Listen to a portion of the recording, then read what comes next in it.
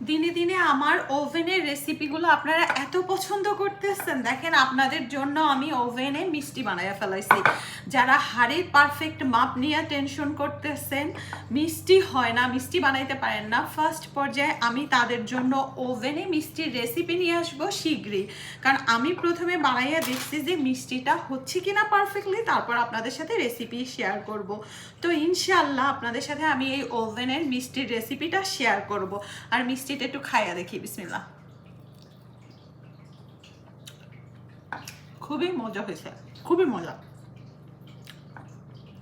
মানে আমি নিজে চিন্তাই করি না যে ওভেনে এত ভালো মিষ্টি হয়।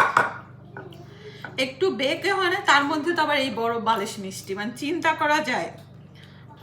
তো এরপরে আমি আমি নর্মালি মিষ্টির রেসিপি শেয়ার করি না, কিন্তু আপনাদের সাথে আমি মিষ্টির ওভেনের রেসিপি শীঘ্রই শেয়ার করব ইনশাল্লাহ।